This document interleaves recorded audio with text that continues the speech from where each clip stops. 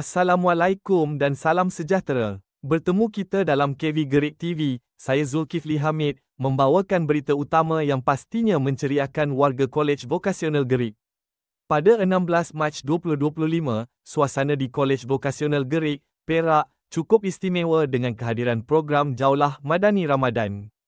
Program yang penuh keberkatan ini lebih bermakna dengan kehadiran Yang Berhormat Fadlina Siddiq, Menteri Pendidikan Malaysia, yang turun padang bertemu warga kolej. Tidak ketinggalan, barisan tetamu kehormat yang turut hadir memeriahkan majlis.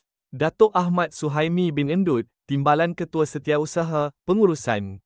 Dr. Muhammad Azam bin Ahmad, Timbalan Ketua Pengarah Pendidikan Malaysia, Sektor Pembangunan Profesionalisme. T.S. Zulkarnain bin Fauzi, Pengarah BPL TV. Encik Abdul Aziz bin Mamat, Pengarah Institut Aminuddin Baki. Encik Safwan bin Haji Rabai, Pengarah JPN Perak.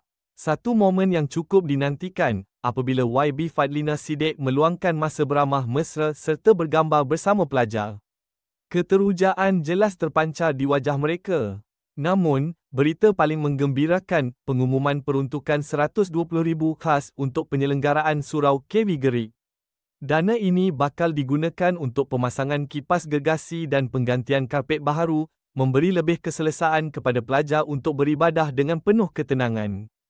Program Jaulah Madani Ramadan bukan sekadar acara, tetapi satu suntikan semangat ukhuwah, keinsafan dan nilai murni dalam kalangan warga kolej. Semoga program seperti ini terus membawa keberkatan dan manfaat kepada semua.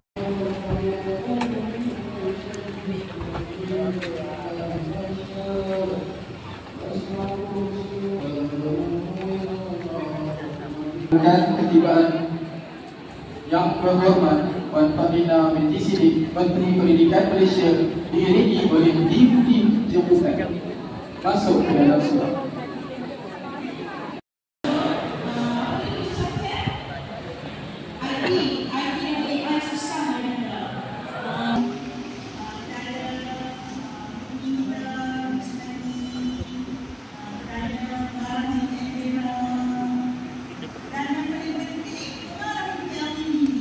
Sekian berita KV Gerik TV untuk hari ini. Saya Zulkifli Hamid, melaporkan dari Kolej Vokasional Gerik. Jumpa lagi dalam siaran seterusnya. Assalamualaikum dan salam hormat.